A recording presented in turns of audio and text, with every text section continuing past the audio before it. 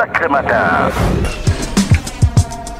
Nous avons donc écouté il y a quelques instants le ministre de la Communication, René Emmanuel Sadi, et le ministre de l'administration territoriale, Paul Latangandi, qui revenaient bien sûr sur les marches du MRC à Douala pour les informations de sources officielles. Donc on rappelle que 117 personnes ont été interpellées et placées en garde à vue. On le rappelle, 62 du côté de Yaoundé, 42 à Bafoussam et 13 du côté de Mbouda. À présent, nous avons en ligne le professeur Alain Foguet. Bonjour, professeur. Bonjour. Que pensez-vous de ceux qui disent que vous avez franchi la ligne rouge samedi dernier? Je veux bien que nous ayons franchi la ligne rouge. Nous avons franchi la ligne rouge. Quelle est la couleur de la ligne que ceux qui ont volé le résultat du 7 octobre ont franchi? Alors, que visaient déjà ces marches, professeur Alain Foguet? 4 principales choses. Non au hold-up. Oui au recomptage des votes PV par PV, bureau par bureau, et au croisement des PV avec les listes d'émargement pour établir la vérité du vote. Car si M. Biya avait gagné, s'il a gagné, mais qu'on le démontre, qu'on nous confonde en croisant les PV avec les listes d'émargement. Troisième chose, nous demandons la réforme de l'ensemble du système électoral. Je dis bien l'ensemble, pas seulement pas seulement le code, pas seulement les camps. Tout le système a démontré qu'il était impossible d'éradiquer la fraude. La fraude est systématique et tout le système est fait pour qu'on aboutisse à la situation de hold-up dans laquelle nous sommes depuis. Parce que vous avez vu les membres du Conseil constitutionnel. Je ne sais pas quel est le sentiment que les Camerounais ont gardé du contentieux électoral. Pour continuer, nous voulons également que nous disons que M. Biya ne fait pas la guerre dans le nord-ouest et dans le sud-ouest, en notre nom. Et nous demandons quand même de le lui dire. On ne peut pas accepter que depuis 3 ans, on tue des gens dans le nord-ouest et dans le sud-ouest. On ne peut pas accepter que des soldats, des policiers meurent dans cette zone-là depuis 2 ans et que le peuple camerounais soit à ce point indifférent, qu'on commente des matchs de football, qu'on parle des choses alors que des Camerounais sont en train de tuer les Camerounais pour rien. Nous disons qu'on doit arrêter la guerre, organiser le dialogue inclusif, parler avec tout le monde, y compris ce qu'on appelle aujourd'hui les ambazoniens, non pas pour valider la sécession, mais pour leur expliquer que la solution aux problèmes réels qu'ils ont posés ne réside pas dans la partition du pays. On doit parler de tout, y compris la forme de l'État. Nous marchons également pour demander les comptes par rapport à la peine. Des gens ont englouti des milliards de l'argent public. Et ils ont été tenus, voilà. Un ministre, le président, le ministre de l'économie a dit que l'important était que les chantiers avancent. M. Biya a parlé de glissement, enfin. Le glissement de plus de 100 de 1000 milliards, c'est quand même énorme, ça fait du bruit. C'est pour ça que nous faisons du bruit. On ne peut pas faire glisser plus de 1500 milliards sans que ça fasse du bruit. Nous demandons aussi que c'est la succession de gré à gré entre M. Biya, son épouse et sa femme. Comment pouvez-vous avoir un pays dans lequel l'épouse de celui qui est supposé être le président est à tous les niveaux, à tous les étages? Pourquoi est-ce que c'est pas un bien privé entre M. Biya et son épouse? Ou entre M. Biya et son petit entourage? On parle là du Cameroun, madame. Voilà les raisons pour lesquelles nous protestons et pour lesquelles nous allons protester.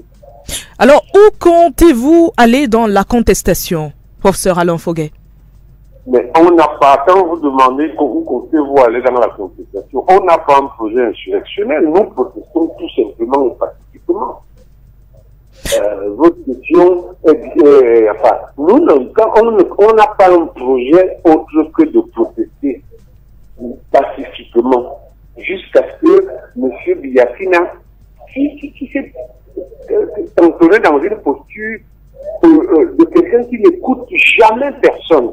Nous disons en 37 ans de pouvoir, M. Biana n'a jamais écouté les Camerounais, mais il faut qu'il nous écoute. Donc, voilà notre objectif, c'est qu'il nous écoute. Est-ce que vous ne craignez pas la dissolution du MRC? Mais là, le MRC est un esprit, madame. C'est pas un papier qu'on nous donne.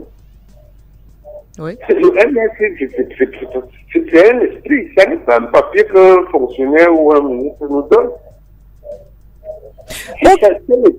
Oui. Alors, je voulais parler d'autres actualités concernant l'ambassade du Cameroun qui a été vandalisée samedi dernier. Est-ce que vous approuvez cela au MRC? Mais madame, permettez-moi de vous poser une question. En réalité, on ne le fait pas à un journaliste. Est-ce que vous êtes sérieuse quand vous me posez une telle question? D'abord parce qu'on a des camarades sur qui on a tiré à balles réelles, madame. Oui. Est-ce que vous trouvez normal? Vous êtes une dame, vous avez des enfants, je suppose, vous allez en avoir. On a tiré sur des gens, madame. Vous me posez la question d'une ambassade sans m'avoir posé la question de savoir quelle est la situation des Camerounais sur lesquels on a tiré. Vous trouvez plus important des papiers qu'on a déchirés que des pots qu'on a percés? C'est quoi cette façon? Mais dans quel pays, madame?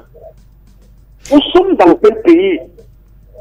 Alors, parlant de l'actualité, bien sûr, de l'ambassade, parce que le protocole d'interview je n'est pas terminé. Je ne parlerai pas d'ambassade, madame, tant que vous n'aurez pas compris que ce qui reste de vous, d'humain, même en étant journaliste, vous fait obligation de vous empirer la situation des gens sur qui on a tiré.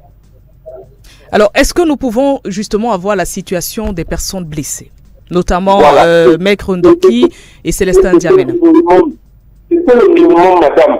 On a l'impression que vous prenez vos ordres quelque part. On vous parle des ambassades, des papiers déchirés. On vous dit que des gens on a tiré sur les gens à bout portant. Est-ce que nous pouvons donc avoir la situation des personnes blessées? Je rappelle Maître Ndoki et Célestin Diamène, des personnes qui ont été blessées samedi dernier ici à Douala. D'abord, je vous reprends, il n'y a pas que M. Ndoki, il n'y a pas que M. Célestin Diamène, il y a d'autres camarades qui ont été blessés par balle, d'autres qui ont été blessés, qui ont été torturés, qui sont dans les hôpitaux. Voilà, c'est quand même incroyable que pour un événement comme celui-là, la première chose c'est l'humain. On ne se préoccupe pas de ce que sont devenus les gens qu'on a torturés. On nous relaie ce que M. Sadio racontait par rapport aux ambassades. Est-ce que vous avez vu quelque part que le MRC a demandé à des gens de brûler des ambassades? L'émotion est sélective. L'émotion est sélective entre des biens et des personnes. On nous dit que l'émotion doit être portée sur des biens qui ont été brûlés. Donc, Maître Ndoki est encore à l'hôpital, bien évidemment, après tout ce qu'elle a subi. M.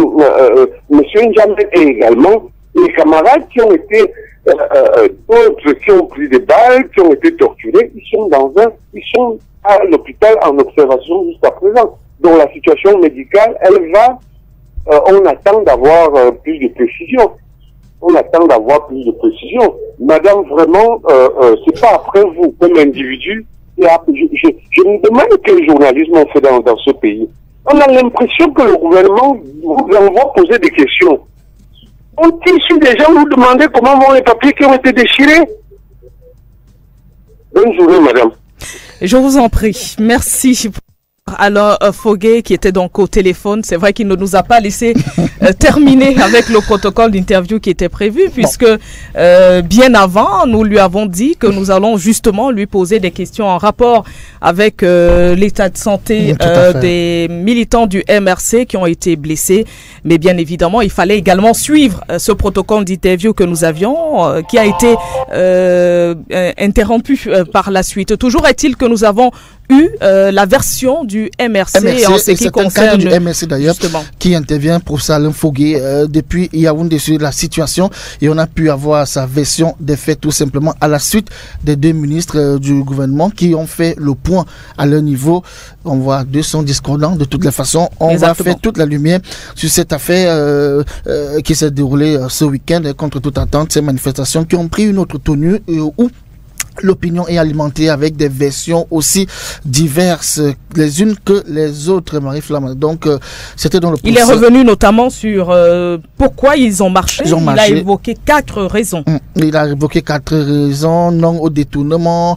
Il a parlé, bien sûr, il est revenu sur ce qu'ils appellent au MRC le hold-up électoral de fond en comble. Et puis, il a également évoqué la situation dans le nord-ouest et le sud-ouest qui aurait motivé le MSC à descendre dans la rue pour se faire entendre dans ce qu'ils ont appelé les marches blanches. Et il a également dit que le MSC n'a pas un agenda d'insurrection, un agenda insurrectionnel contre l'État du Cameroun. Donc voilà en gros ce qu'on peut retenir des propos du professeur Alain Fogué, de toutes les façons, qu'on vient d'avoir en direct de Yaoundé. C'est un cadre du mouvement pour la renaissance du Cameroun.